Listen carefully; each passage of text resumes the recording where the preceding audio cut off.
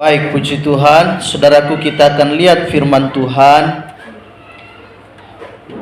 Tuhan Yesus memberkati anak-anak Tuhan yang sudah melayani kita di kesempatan sore hari ini. Kita akan lihat firman Tuhan dalam perjanjian lama. Firman Tuhan pada sore hari ini dalam ibadah pertengahan minggu, kuberikan tema berkat Tuhanlah yang menjadikan kaya. Berkat Tuhanlah yang menjadikan kaya. Haleluya. Amsal pasal 10 ayatnya yang ke-22. Kita baca ayat ini secara bersama-sama. Sekali lagi, berkat Tuhanlah yang menjadikan kaya. Amsal pasal 10 ayatnya yang ke-22. Kita baca bersama-sama dalam hitungannya yang ketiga, 2, 3, mulai. Berkat Tuhanlah yang menjadikan kaya, susah payah tidak akan menambahinya. Saya akan baca sekali lagi. Berkat Tuhanlah yang menjadikan kaya, susah payah tidak akan menambahinya. Demikianlah firman Tuhan yang terdapat di dalam kitab Amsal pasal 10 ayatnya yang ke-22. Jadi kita lihat di sini, saudaraku, di sana dikatakan berkat Tuhanlah yang menjadikan kaya, susah payah tidak akan menambahinya. Apa yang saya dan saudara terima dan apa yang saya dan saudara peroleh semua berasal dari Tuhan. Kekayaan semua berasal dari Allah. Harta, pangkat dan kedudukan yang semuanya berhenti dan stop di liang kubur, semuanya itu berasal dari Tuhan. Nah, karena itu saya dan saudara kita akan lihat dalam kebenaran firman Tuhan pada sore hari ini. Masih banyak orang Kristen yang beranggapan kalau diberkati Tuhan dan menjadi kaya, seakan-akan itu adalah hal yang berdosa bagi mereka. Masih banyak orang Kristen beranggapan kalau dia diberkati, dia memperoleh harta kekayaan, maka dia menjadi semacam itu kesalahan besar buat dia. Dia merasa bahwa dia tidak pantas, atau dia merasa bahwa itu seolah-olah dia merasa berdosa dan bersalahan dengan Allah. Banyak kali orang berpikir begitu karena mereka membaca dalam 1 Timotius pasal 6 ayatnya yang ke-9. 1 Timotius 6 ayatnya yang ke-9, firman Tuhan berkata, tetapi mereka yang ingin kaya terjatuh ke dalam pencobaan, ke dalam jerat dan ke dalam berbagai-bagai nafsu yang hampa dan yang mencelakakan, yang menenggelamkan manusia ke dalam keruntuhan dan kebinasaan. Jadi orang berkata, wah, ngapain saya kaya? Buat apa saya diberkati Tuhan? Lebih baik nggak usah karena ayat ini. Tetapi kalau kita lihat antara 1 Timotius 6 ayat 9 dengan Amsal pasalnya yang ke-10 ayatnya yang ke-22, ini dua ayat yang sebetulnya saling melengkapi dan tidak bertentangan. Karena adalah kehendak Allah dan kehendak Tuhan untuk memberkati kita, sehingga saya dan saudara hidup di dalam kelimpahan, dan kita juga supaya bisa dapat bersyukur kepada Tuhan. Itulah tujuan Allah untuk manusia. Karena firman Allah berkata, Kristus telah memberikan yang terbaik bagi kita. Firman Allah berkata, Ia memberkati saya dan saudara dengan limpah. Jadi tidaklah dosa saya dan saudara bila diberkati. Tidaklah salah kalau saya dan saudara menerima sesuatu yang berasal dari Allah, karena memang itu adalah tujuan Tuhan. Yakobus pasal 1 ayatnya yang ke-17, di sana dikatakan setiap pemberian yang baik dan setiap anugerah yang sempurna datangnya dari atas, diturunkan dari Bapa segala terang. Padanya tidak ada perubahan atau bayangan karena pertukaran. Jadi setiap anugerah yang dari atas, setiap anugerah yang terbaik itu berasal dari Allah, diturunkan dari atas, dari Bapa segala terang. Disebutkan bahwa setiap berkat, pemberian yang baik dan anugerah yang sempurna datangnya dari atas, dari Tuhan kita Bapa segala terang. Jadi segala berkat semua berasal dari atas. Dari mana? Sang sumber berkat yang bernama Tuhan itu sendiri. Matius pasal 6 ayatnya yang ke-33, tetapi carilah dahulu kerajaan Allah dan kebenarannya, maka semuanya itu akan ditambahkan kepadamu. Jadi yang menjadi sumber berkat adalah Allah. Kesalahan kita adalah kita yang mencari berkatnya saja. Kita tidak cari yang sumbernya. Siapa sumber pemberi berkat? Tuhan. Yang kita kejarkan adalah berkatnya saja. Yang kita kejar adalah bonusnya saja. Tetapi kita tidak sadar sang pemberi bonus itu siapa. Sehingga orang jor-joran, kerja siang malam, banting tulang peras keringat. Hanya untuk apa? Untuk mencari yang namanya bonus ini. Berkatnya saja. Sehingga kita lihat mereka tidak menikmati berkat itu dengan baik. Karena mereka lupa kepada sang pemberi berkat. Sehingga berkat yang mereka terima seolah-olah hanya jatuh dan dimasukkan di dalam pundi-pundi yang berlobang. Sekarang ada istilah orang berkata, saya biar lagi pegawai negeri tapi saya susah. Beda dengan kau ya. Kau tidak kerja bukan pegawai negeri tapi kau kelihatan lebih sejahtera. Hidupmu lebih bahagia. Hidupmu lebih tenang. Saya ini pegawai negeri adek, tapi hutang di mana-mana. Gali lubang tutup lubang. Gaji tiap bulan aku terima hanya untuk menutup hutang yang satu, dan bulan depan lagi aku hanya pakai menutup hutang yang lain. Jadi kita harus sadar sang pemberi berkat itu siapa.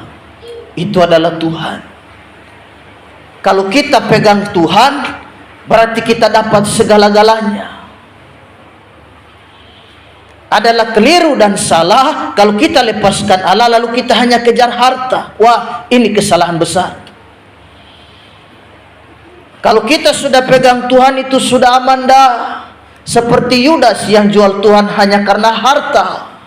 Hanya karena 30 keping perak itu. Dia tidak sadar sebetulnya yang dia dapatkan jauh melebihi dari apapun. Dia kan sudah bersama dengan Yesus. Dia seharusnya sudah dapat segala-galanya. Tapi sayang sekali, hanya karena dia dibutakan dengan materi, dibutakan dengan hal-hal yang berbau dunia, sehingga dia bisa lepaskan itu dan dia bisa copot dari tangan kasih Tuhan. Jadi kita harus sadar, berkat yang kita terima dari Allah, semua berasal dari Allah. Dan itu adalah kehendak Allah, supaya saya dan saudara diberkati Tuhan. Ya iya dong, masa Tuhan mau anak-anaknya menderita? Setan mau kau sakit, setan mau kau menderita, setan mau kau miskin, kau hidup susah, supaya ada alasan bagimu kau kutuk Tuhan. Dan kau bilang aku rajin ke gereja, tapi kenapa aku susah? Aku rajin sembahyang, tapi kenapa aku makan saja susah Tuhan? Lebih baik aku tinggalkan Tuhan itu. Setan mau kau hidup susah, supaya kau gampang dan mudah untuk menyangkali Tuhan. Jadi kita harus sadar bahwa segala sesuatu berkat itu berasal dari Allah. Dan itu kehendak Allah. Tidak dosa dan tidak salah jika saya dan saudara bisa mendapatkan berkat Tuhan. Kita diberkati itu kehendak Allah. Bukankah doa Bapa Gembala selalu di akhir ibadah berkata, engkau menjadi naik dan bukan turun, kepala dan bukan ekor, mendaki dan bukan merayap, sukses dan bukan gagal, sehat dan bukan sakit. Kenapa? Itu doa berkat. Nanti kalau lebih keren lagi kita tambah lagi dengan doa Yabes. Kiranya engkau memberkati aku berlimpah-limpah. Definisi dari kaya adalah mempunyai banyak harta, katakanlah uang dan sebagainya, dan tidak mempunyai hutang. Itu definisi kaya. Arti daripada kaya itu, selain dia punya banyak uang, dia juga tidak punya hutang di mana-mana.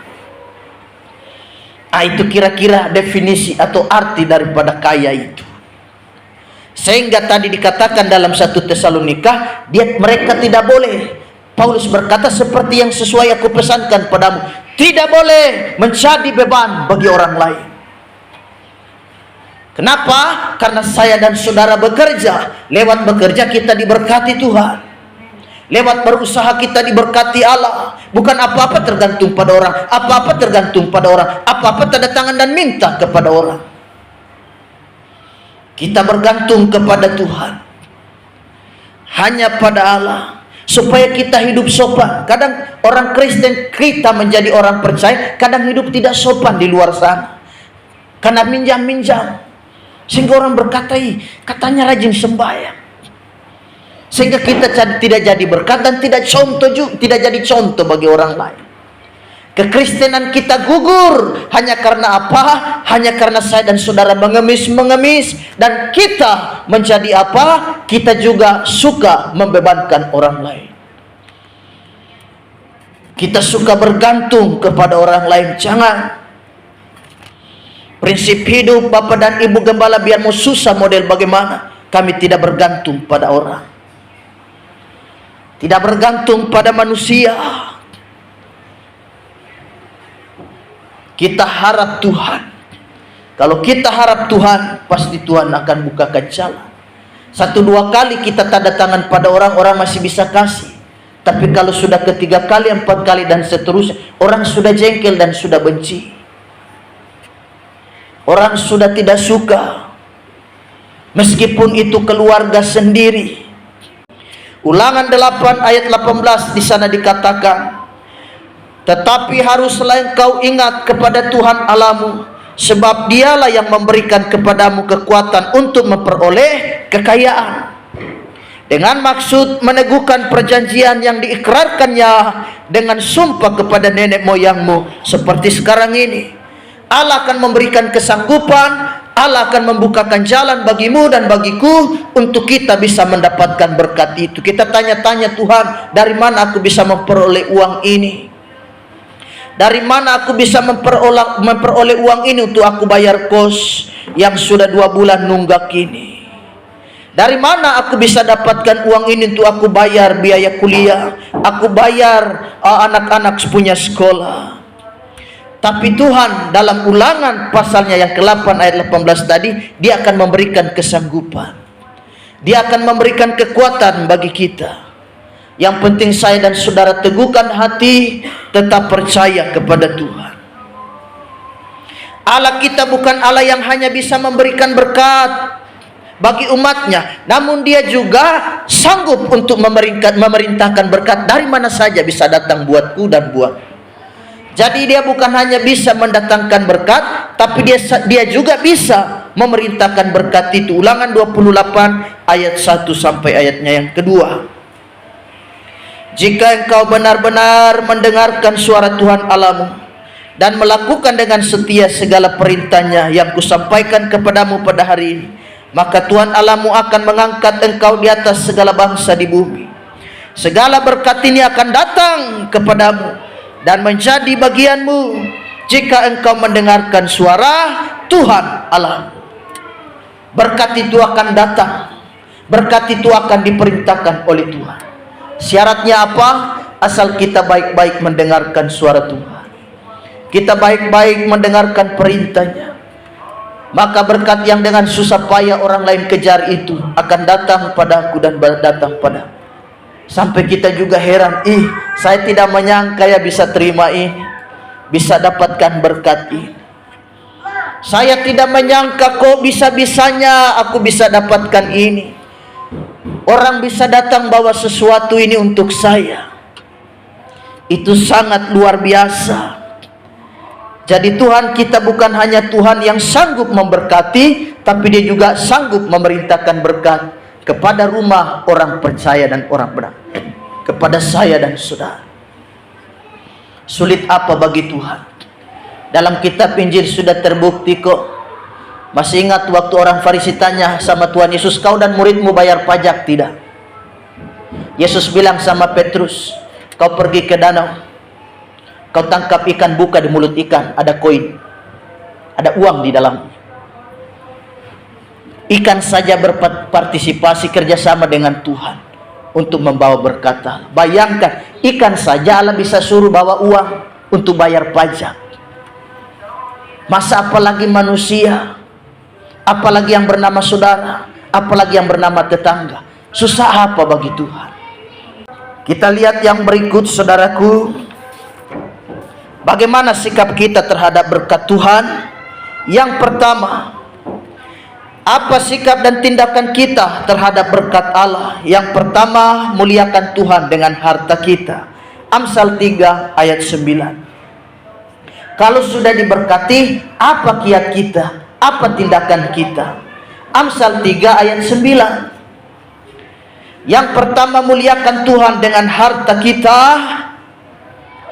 Amsal 3 ayat 9, muliakan Tuhan dengan hartamu dan dengan hasil pertama dari segala penghasilan.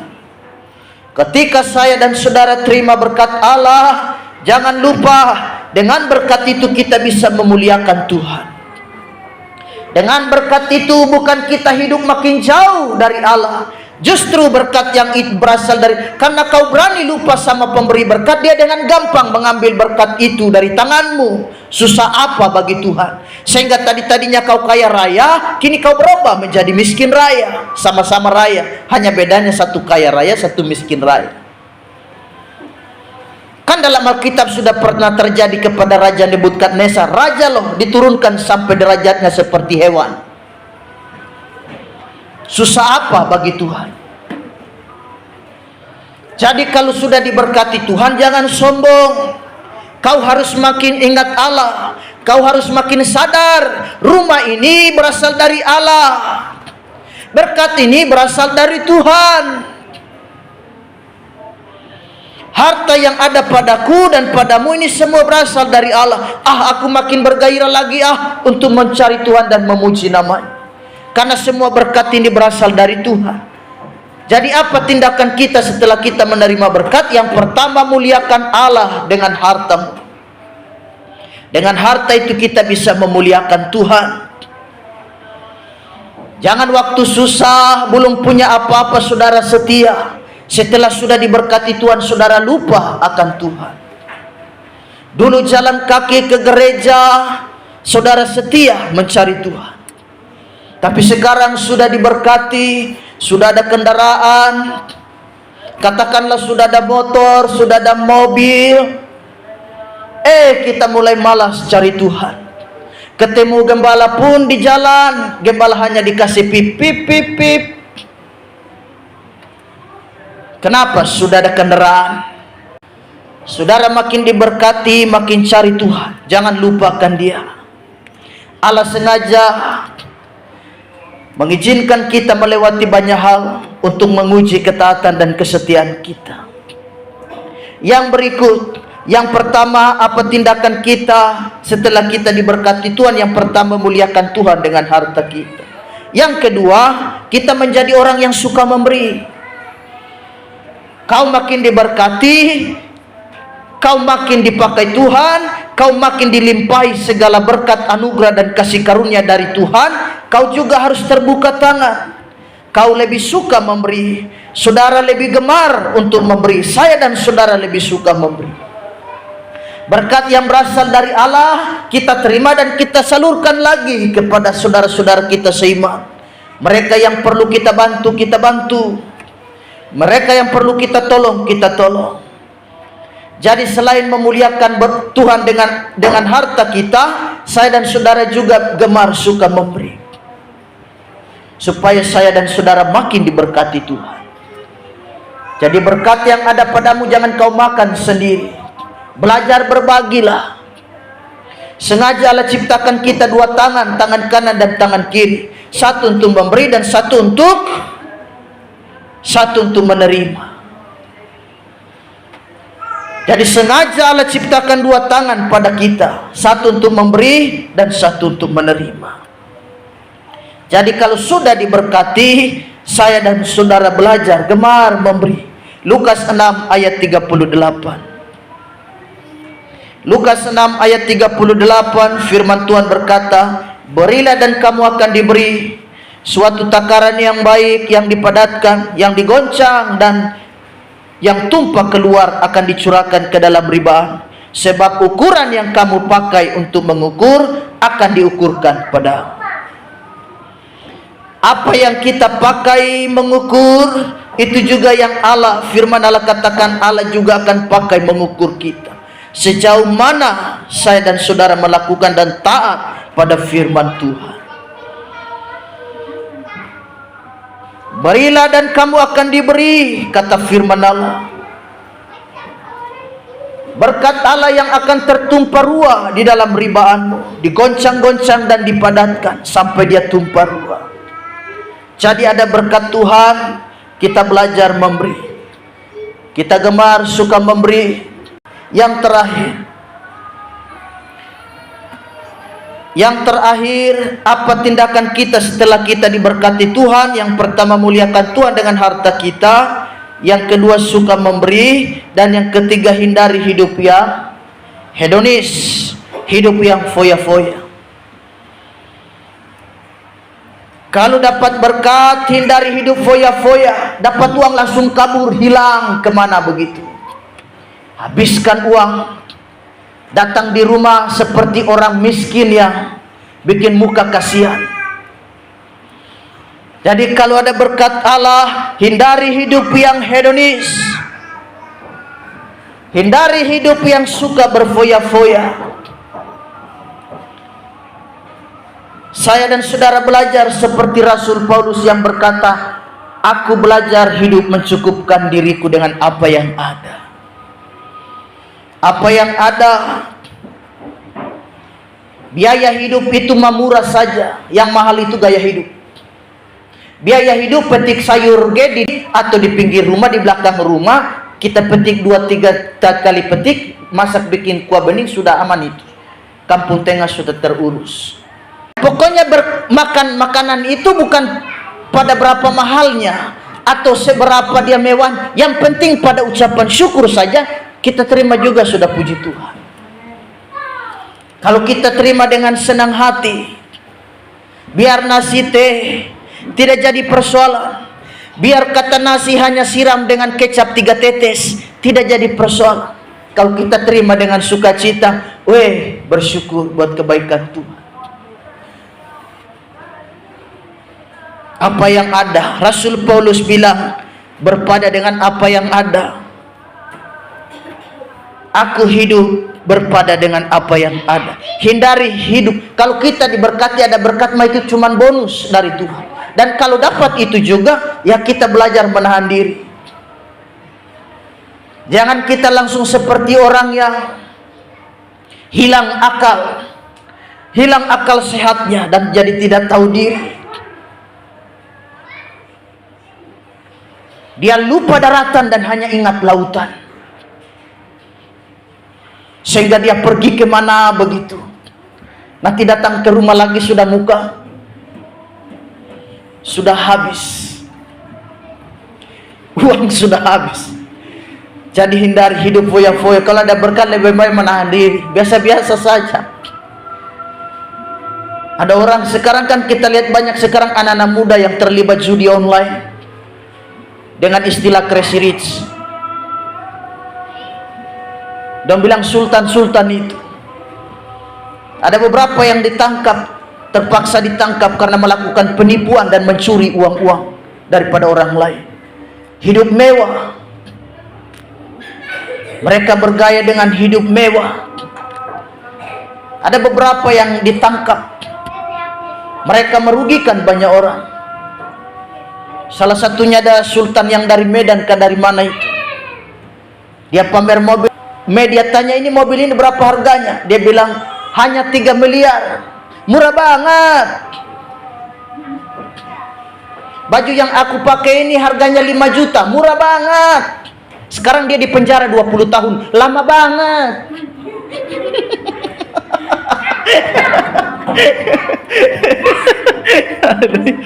Jadi hindari. Kalau ada berkat Tuhan ya simpan, lalu kita hidup biasa-biasa saja. Kita pikir ini, nanti ini. Banyak kali kan orang telah terima berkat besar, langsung dia kaget. Tapi saya dan saudara, kita bersyukur. Hindari sikap hidup hedonis atau sikap hidup yang foya-foya. Ayat terakhir Lukas 15 ayat 13. Lukas 15 ayat 13, firman Allah berkata, beberapa hari kemudian anak bungsu itu menjual seluruh bagiannya itu, lalu pergi ke negeri yang jauh. Di sana ia memboroskan harta miliknya itu dengan hidup foya-foya. Wah, dengan hidup berfoya-foya. Kita lihat hasilnya apa? Jatuh miskin. Sampai makan makanan babi. Bayangkan, itu pun tidak dikasih oleh tuannya. Karena dia permisi, Tuhan, bisakah aku makan makanan babi ini? Oh jangan kau makan. Bayangkan, babi lebih berharga daripada manusia. Jatuh miskin sampai makan pun susah, makan makanan babi.